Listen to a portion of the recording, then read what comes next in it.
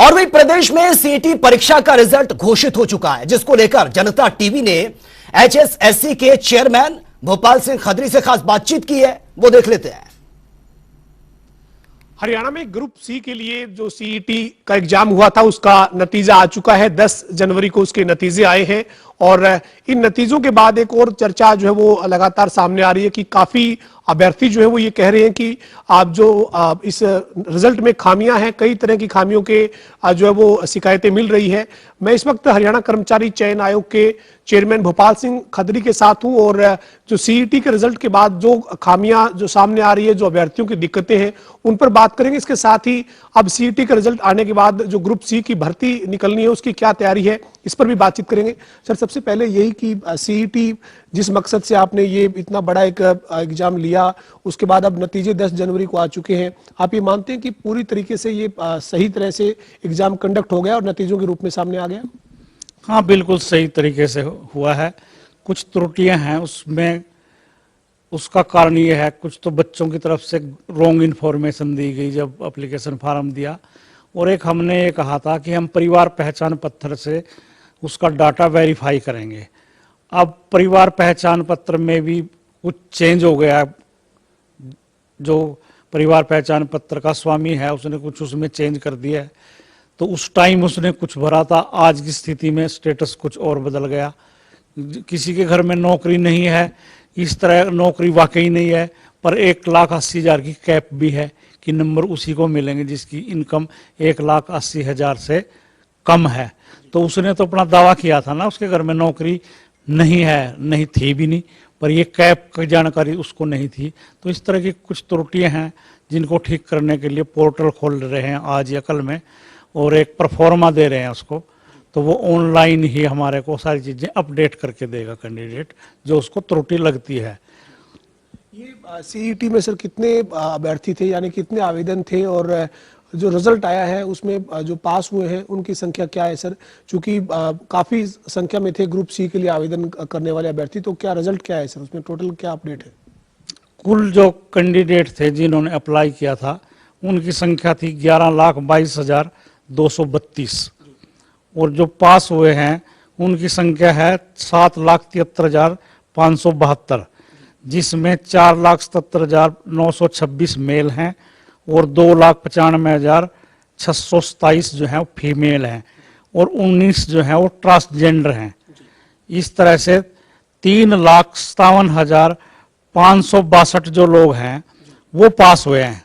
जो मैंने बताया 7,73,000 ये अपीयर हुए थे, इन्होंने एग्जाम दिया था, और 3,57,562 पास हुए हैं, और 4,16,010 लोग जो है वो डिस्क्वालीफाई हुए हैं, यानी कि वो जो 40 और 50 की % का वो था पैमाना, वो अचीव नहीं कर पाए।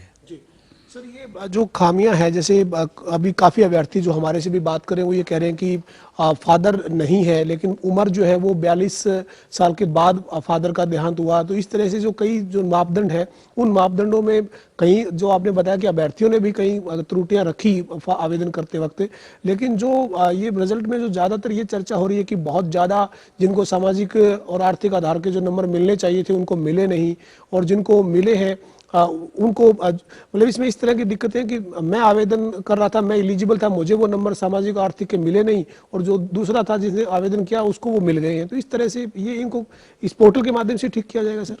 बिल्कुल, इसी पोर्टल के माध्यम से बच्चे को ही हमने ऑप्शन दिया है कि वो जो क्लेम उसने किया था, अगर उसको गलत नंबर मिल गए हैं, कल आने वाले टाइम में उसके लिए कोई प्रॉब्लम ना हो तो वो विड्रॉल कर सकता है, और जिसका कोई क्लेम बनता है वो भी अपना क्लेम कर सकता है। पोर्टल के माध्यम से हम ये कर रहे हैं। जो आपने बात कही कि वो फादरलेस था, हमारे सिस्टम ने तो उसको फादरलेस देख के और नंबर दे दिए। उसको सिस्टम को तो ये पता नहीं है ना कि फादर 42 साल के नहीं थे और बच्चा 15 साल का नहीं था। ये तो डॉक्यूमेंट वेरिफिकेशन का विषय है। जब हम उसको परिवार पहचान पत्र से और दूसरे तरीकों से वेरीफाई कर रहे हैं, अगर वो वेरीफाई नहीं होता, हमने लिखा भी है कि इतने लोगों का मैच नहीं हो रहा है, उनके आगे हमने प्रोविजनल लिखा है, तो हम फिजिकली बुलाएंगे भी कुछ बच्चों को।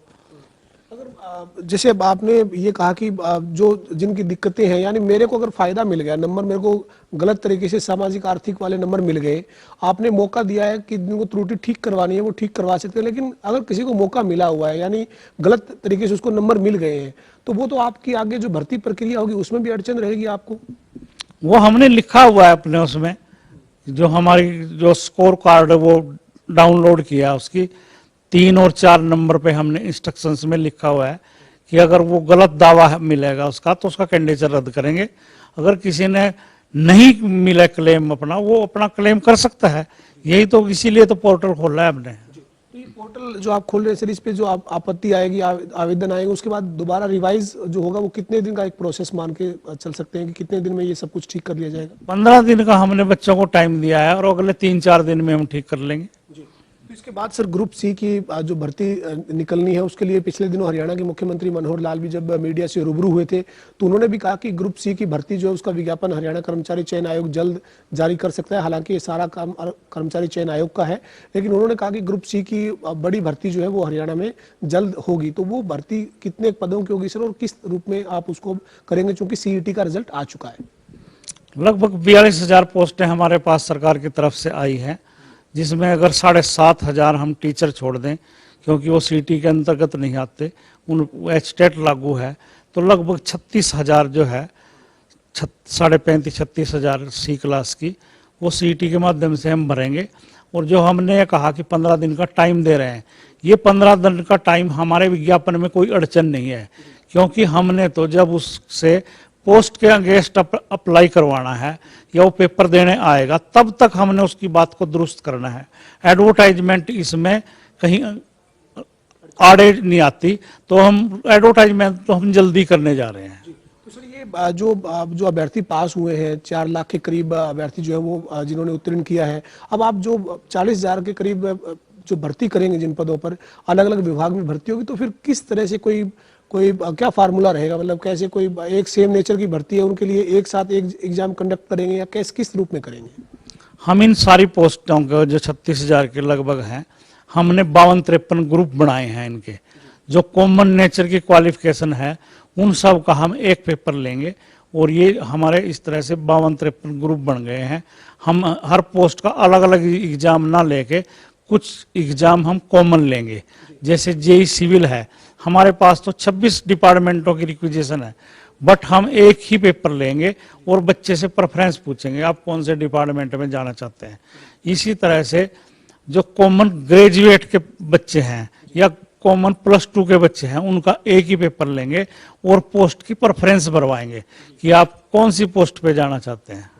तो ये एक ग्रुप बना दिया जाएगा, उस ग्रुप के अंदर अभ्यर्थी जो है उनकी संख्या किस रूप में रहेगी सर? कितने, मतलब एक मान लीजिए पटवारी भर्ती करना है तो पटवारी के 500 पद हैं, तो कितने लोगों को सीईटी क्वालिफाई है उनको उसमें शामिल किया जाएगा? एक बार तो हम जिन्होंने क्वालिफाई किया है सबसे आवेदन कराएंगे और फिर हम पोस्ट के अगेंस्ट जो 4 गुना लोग हैं मेरिट के लोग जिनका हमने फर्दर टेस्ट लेना है वो चिन्हित हम करेंगे कि हमारे पास तो 4 गुना की मेरिट ये है, ये पेपर देने के लिए आए। सिर्फ उन्हीं लोगों का जो है कार्ड, जो एडमिट कार्ड है वो जनरेट करेंगे या अपलोड करेंगे। तो ये जो ग्रुप सी की जो आप भर्ती जो करीब 36,000 पदों की बता रहे हैं सर, ये मान के चला जाए कि अब आप जो त्रुटियों के लिए जो आपने पोर्टल पे समय दिया है उसके बावजूद आप विज्ञापित करने के लिए कोई बाधा नहीं है और जल्द यानी आने वाले 2-3 महीने में ये सारी प्रोसेस की तरफ आगे बढ़ते दिखेंगे? बिल्कुल 2-3 महीने में करेंगे। ये दोनों चीजें पैरेलल चलेंगी, उधर उसकी दुरुस्ती भी हो रही होगी स्कोर की और इधर एडवर्टाइजमेंट भी चल रही होगी। तो ये एडवर्टाइजमेंट और ये आपस में कोई क्लैश नहीं है इनका, ये दोनों पैरेलल चलेंगे और मार्च में हम लगभग एग्जाम शुरू कर देंगे अगले जो पोस्ट के अगेंस्ट है। अभी हमने देखा कि 27 फरवरी से और लगभग 26 मार्च तक 10 और जो +2 है उसके एग्जाम शुरू होने वाले हैं। तो हमने सरकार से पूछा है कि क्या ऐसा कोई प्रावधान हो सकता है कि जो कक्षाओं के पेपर हैं, एग्जाम हैं, वो सैटरडे संडे को ना हो और सैटरडे संडे जो हमारी प्रतियोगी परीक्षाएं हैं उसके लिए खाली छोड़ी जाए। तो उन्होंने भी संडे तो कहा है कि संडे को पेपर नहीं होता क्लास का, जो क्लास के पेपर दे रहे हैं, कोई 9वीं का दे रहा है, 10वीं का दे रहा है, 12वीं का दे रहा है, तो भी संडे तो उन्होंने खाली रखा है हमारे लिए। तो हमारा प्रयास है कि सैटरडे भी हमारे लिए वैकेंट करें वो। अभी आप जो ग्रुप सी के लिए जो स्क्रीनिंग टेस्ट लेने जा रहे हैं उसमें जो आपने कहा कि ग्रुप बनाकर आप एग्जाम लेंगे, लेकिन जो सेम नेचर के हैं उनका एक ग्रुप बनाएंगे, लेकिन स्क्रीनिंग का एग्जाम का पैटर्न क्या होगा? मतलब मोटे तौर पर क्या जनरल नॉलेज उसमें प्रेफरेंस रहेगी, या मतलब क्या एक पैटर्न क्या रहेगा ताकि अभ्यर्थी जो है जो इसकी तैयारी में लगे हुए हैं, हरियाणा कर्मचारी चयन आयोग के चेयरमैन अगर कुछ उनको जानकारी देंगे तो उनकी तैयारी में उनको आसानी रहेगी? हमने पहले भी मीडिया के माध्यम से और आपके माध्यम से भी ये कहा है कि जो हम अगला एग्जाम पोस्ट के अगेंस्ट ले रहे हैं उसमें हम ज़्यादातर विषय जॉब ओरिएंटल पूछेंगे कि उसकी पोस्ट जो जैसे जेई सिविल है तो हम लगभग उसको 60 से 70% सिविल इंजीनियरिंग पूछेंगे, और जो 40 नंबर का या 30 नंबर का है वो बाकी जीके, हरियाणा की जीके, उसकी मैथ, साइंस, ये सारी चीज़ें हम 40% में रखेंगे। 70% लगभग 60 से 70% हम सब्जेक्ट सी पूछेंगे उससे। जैसे कोई टीजीटी इंग्लिश का पेपर देने जा रहा है तो 60 से 70% इंग्लिश के बारे में, टीचिंग के बारे में पूछेंगे। 30 से 40% हम कुछ और चीज़ें पूछेंगे उससे जो उसकी अवेयरनेस की चीज़ें हैं। अभी ग्रुप डी के लिए भी आपको सीईटी लेना है, तो इस बार के अनुभव से आप ये मानते हैं कि नेशनल टेस्टिंग एजेंसी ने और हरियाणा कर्मचारी चयन आयोग ने मिलकर संयुक्त तौर पर इसका जो है वो कंडक्ट इस एग्जाम को किया, और रिजल्ट जब डिक्लेयर हुआ तो कुछ त्रुटियां भी सामने आई, तो ऐसा लगता है कि हरियाणा कर्मचारी चयन आयोग अपने स्तर पर ही ग्रुप डी का एग्जाम कंडक्ट करवा सकता है, या फिर नेशनल टेस्टिंग एजेंसी के साथ मिलकर ही आगे ग्रुप डी के एग्जाम को लेने की तैयारी करेंगे? नहीं, बीए तक तो एनटीए ही पेपर लेगा। हमारा दोनों सी और डी के लिए उनसे एग्रीमेंट हुआ, हमारा भी और सरकार का भी। एनटीए ही पेपर लेगा, और जो पहले सी में हमने कुछ कमियां देखी हैं कि सेंटर दूर दूर थे, तो अब की बार हमने उनको कहा है कि फिजिकल वेरिफिकेशन करें आप इन सेंटरों की। अगर शहर में ही आपके पास अवेलेबल है सेंटर तो इंटीरियर में क्यों जाना। जो कुछ कमी है वो पूरी दुरुस्त करेंगे अब की बार।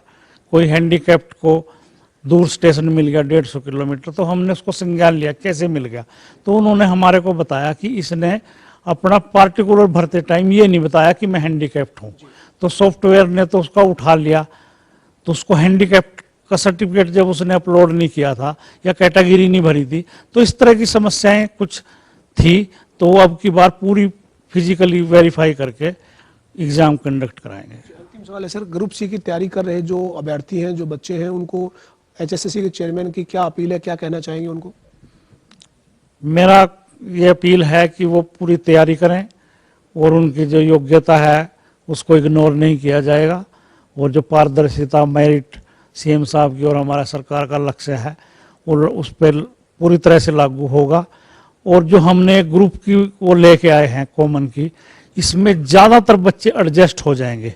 जो डर है बच्चों को कि मेरे को पेपर देने का मौका नहीं मिलेगा, ऐसा वहीं होगा जहां एक सिंपल सी क्वालिफिकेशन है, जैसे ग्रेजुएशन है या +2 है।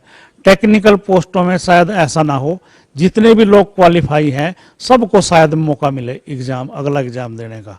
तो इस बात से ना घबराएं, मैक्सिमम लोगों को पेपर देने का मौका मिलेगा। हमारे साथ हरियाणा कर्मचारी चयन आयोग के चेयरमैन भोपाल सिंह खदरी मौजूद थे, जिन्होंने सीईटी के एग्जाम में जो नतीजे आए हैं उसके बाद जो त्रुटियां हैं जिनको लेकर अभ्यर्थियों में जो है वो चिंता है, उसकी जानकारी दी, और ये कहा कि आज या कल में पोर्टल जो है वो खोल दिया जाएगा। उसके ऊपर अभ्यर्थी जो है वो अपनी शिकायत है, आपत्ति है, वो दर्ज करवा सकते हैं। उसके बाद उनका जल्द समाधान किया जाएगा। लेकिन इसके साथ साथ इन्होंने एक और बड़ी जानकारी दी है, और ये कहा है कि ये जो आपत्तियां लेनी है और 15 दिन तक का समय देना है, इसमें हरियाणा कर्मचारी चयन आयोग को जो ग्रुप सी की भर्ती का विज्ञापन जारी करना है उसमें कहीं कोई अड़चन नहीं है, क्योंकि ये दोनों चीज जो है वो एक समान चलती रहेगी, और जो दिक्कतें उनको ठीक किया जाएगा, और साथ ही जो भर्ती करने का प्रोसेस है उसको शुरू कर दिया जाएगा। वीडियो जर्नलिस्ट विजेंद्र सिंह के साथ पवन सिंह, जनता टीवी, चंडीगढ़।